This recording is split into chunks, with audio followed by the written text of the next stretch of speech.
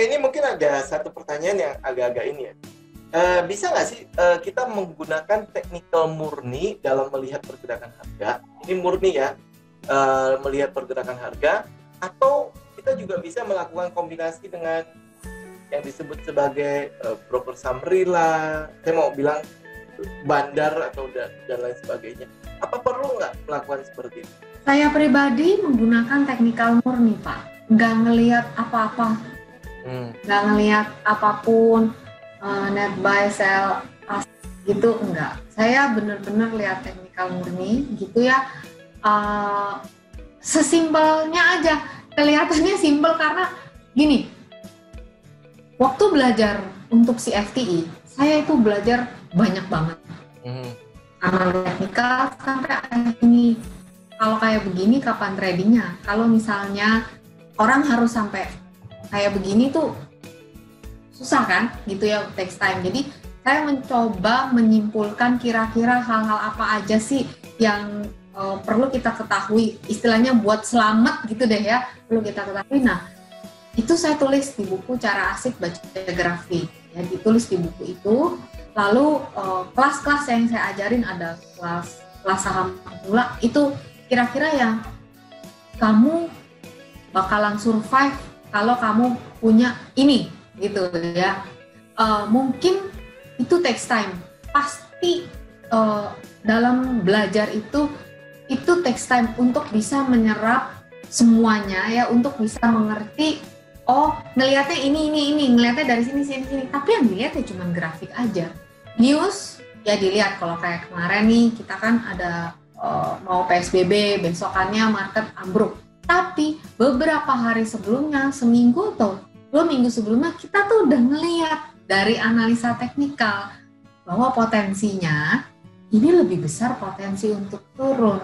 Ya, namanya trading itu kan it's about probability, ya kan? Jadi kita ngikut probabilitas yang menguntungkan untuk kita. Kalau misalnya kita kayaknya kecil nih probabilitasnya, ya udah berarti ya stop aja dulu trading. Nggak ada salahnya kok kita nggak buka posisi. Jadi dengan basic seperti itu ya saya tradingnya bener-bener cuma ngelihat grafik aja. Grafik, jadi pure technical. Oke. Nah, untuk bisa mencapai taraf seperti ini ya, kan kita bilang technical chart never lies lah gitu ya. Chart nggak pernah bohong kan kita kan. Apa yang sudah ditunjukkan di chart biasanya memang kita bilang ada probabilitas bahwa market juga akan bergerak seperti itu. Nah, yang mungkin yang pengen saya tanyakan itu gini, apakah kita hanya karena technical saja yang mempengaruhi trading kita untuk bisa sukses, atau sebenarnya ada hal yang lain? Oh, pastinya ada. Yang pasti itu kita trader perlu sekali kemampuan untuk analisa. Pasti ya, dari analisa maka kita akan memikirkan yang namanya strategi. Ya mau gimana nih? Dari strategi kita naik lagi, kita siapkan yang namanya rencana. Nah, rencana udah dijalanin. Setelah itu yang paling besar lagi adalah psikologi gitu. Jadi semua boleh berjalan lancar, tapi kalau psikologinya ajrut-ajrutan, greedy, nggak sabaran, ya ambiar juga. Gitu sih Pak. Jadi kayaknya kalau saya udah ngelewatin gitu ya sampai titik ini, psikologi itu paling gede. Jadi di saat misalnya lagi euforia, ya tetap harus waspada. Di saat lagi turun, ya jangan negatif-negatif amat gitu. Tetap justru maksudnya kita menjaga ini pola pikir kita bahwa kalau misalnya lagi turun, ya udah berarti kita diberikan kesempatan untuk belajar. Jadi psikologinya itu penting banget. Nah, harus selalu tetap positif, harus selalu tetap semangat walaupun ya ada badai menghantam atau misalnya harus cut loss dulu gitu. Ya udah, it's okay, namanya kita kan dagang. Ceritanya kan tokonya akan buka terus, cuman hari ini kita harus jual dulu nih barang nih supaya kayak gitu sih Pak. Psikologi penting sekali. Nah, kalau dilihat dari sepanjang pengalaman Cici dalam trading ya, musuh apa sih yang sebenarnya yang paling membuat kita akhirnya jatuh dalam kerugian dan berulang-ulang akhirnya loss terus tuh. Musuh kita sebenarnya siapa sih? Yang mesti kita hadapin nih? Diri sendiri. Oke. Diri sendiri. Bukan market ya, Cik? Diri sendiri. Bukan. Market is always right. Dia itu selalu benar. Kan kalau kita mau dengan rendah hati bilang market itu adalah guru yang baik sebenarnya. Gitu. Hanya tergantung kitanya ini mau belajar nggak. Jadi kalau misalnya kita mau mengalahkan market, nggak tahu ya. Tapi kalau saya nggak begitu. Jadi lebih ke aku ikutin loh market, kamu mau kemana. Bukan maunya aku, tapi kamu mau kemana, aku ikutin gitu. Jadi lebih apa ya? Menari bersama Pak. Kalau I wanna beat the market, kayaknya lu bakalan kecapean sendiri deh. Lu set standar terlalu tinggi. Tapi kalau I wanna dance with the market, itu seperti gini. Kalau kita mau berdansa sama orang lain, kan kita harus pertama tahu dulu, ya. Terus kita menyukai orang itu. Kalau benci gimana mau dansa sih? Gitu. Ya, kalau marketnya kamu hujat-hujat, kamu jelek-jelekin, kamu nggak percaya bahwa IHSG itu adalah kuat, IHSG itu punya masa depan yang cerah, lu ngapain dan sama dia? Kan kira-kira begitu. Untuk dan sama dia, lu harus demen dulu sama dia, istilahnya gitu. Jangan menghujat dia, lu harus demen sama dia. Lu harus ngerti. Kalau misalnya IHSG lagi mau turun, ya udah, lu harus pahami. Waktu dia naik, lu nggak bilang apa-apa. Tapi waktu turun, kalau marah-marah. Waktu naik, kalau nggak komplain. Nah, kayak gitu. Jadi kita mencoba untuk mengerti pergerakan saham. Kita memahami dia, sama lah seperti kita memahami anak gitu ya. Balik lagi nih, perempuan. Jadi analoginya ke situ mulu gitu. Jadi ketika kita gini deh, kalau pacaran sama orang, kan kita belajar untuk mengenal apa yang dia suka, apa yang dia nggak suka, apa yang bikin dia sakit, apa yang bikin dia happy, kan kayak gitu. Nah, memahami pergerakan harga market juga seperti itu. Ada saham yang setia, ada saham yang tidak setia, ya kan? Ada saham yang tahan banting, ada saham yang dibanting ambiar. Ada saham yang benar-benar perkasa, ada yang pura-pura perkasa. Nah, itu dulu, kita mau berdansa sama yang mana, kita pilih dulu. Jadi, ya, saya banyak belajar seperti itu. Akhirnya, kita harus memilih. Kita mau berdansa sama yang mana, kita nggak bisa berdansa sama semuanya. Ya, saya memilih berdansa yang aman-aman aja, mungkin gerakannya kalem, ya. Tapi saya nyaman sama dia. Gitu. Ada yang kalau dan saya kayak setan gitu ya, naik turun. Itu bikin jantung saya stres sampai harus masuk ke UGD gitu. Ngapain? Akhirnya ya udah, saya memilih oke, saya nggak cocok dansa sama ini. Dansa sama saham kayak gini selalu bikin saya sakit hati, selalu bikin saya sakit. Terus buat apa gitu kan? Jadi udah, akhirnya nah ini saya harus, diri saya kan yang harus berubah. Musuhnya itu jadi kita yang mengerti dia, bukan dia yang harus ngerti kita. Enggak, kita yang ngerti dan kita yang memilih dia. Sama siapa kita mau berdansa, kayak gitu sih Pak. Artinya kalau mereka yang mau di saham yang gorengan itu, ya mereka harus mencari teknik untuk bisa ada di situ gitu kan. Kalau memang mereka mau ada di saham-saham yang slow motion, ya mereka juga harus tahu mengendalikan diri dalam saham-saham seperti itu ya, Cik. Pasti.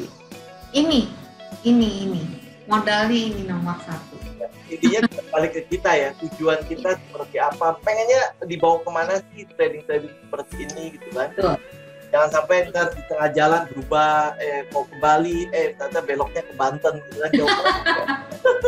Iya, tapi ya yang namanya perjalanan Pak, pasti saya untuk bisa ngomong kayak gini kan pasti juga ngelewatin kesasar, belok, itu wajar, namanya orang belajar ya gitu. Jadi maksudnya untuk bisa menemukan jati diri apa yang saya mau, apa yang saya bisa. Jadi saya berarti udah tahu apa yang saya nggak mau, apa yang saya nggak bisa. Gitu. Jadi itu perjalanan sih. Nggak cukup. Oh iya saya tahu, no. Tapi ngelewatin berbagai salah belok, nyasar, ketabok market, ampun kayak gitu. Ya, tinggal mereka mau balik lagi nggak ya, mau sadar nggak ya dan belajar dari kesalahan itu ya? Iya, itu sih.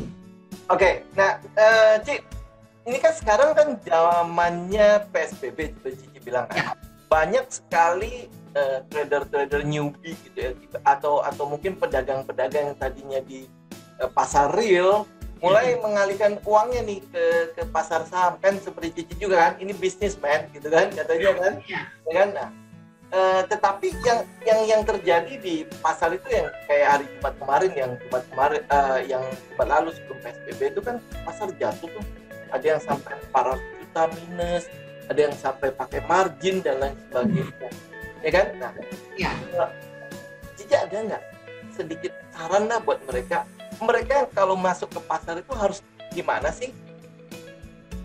Harus mulai dari mana sih? Apakah benar kayak gitu loh, benar-benar cemplung gitu langsung ke trading, atau mungkin bisa ada ke mana dulu, ke investasi dulu, pelajari pasar, atau bagaimana? Pertama, kalau ingin masuk ke saham, sebaiknya ya teman-teman, sebaiknya mulai dengan investasi dulu ya. Jadi pikirannya itu adalah untuk jangka panjang itu dulu. Kenapa? Karena kan kamu ada, maaf nih ngomongnya langsung frankly speaking ya, kamu belum ada bekal apa-apa di dalam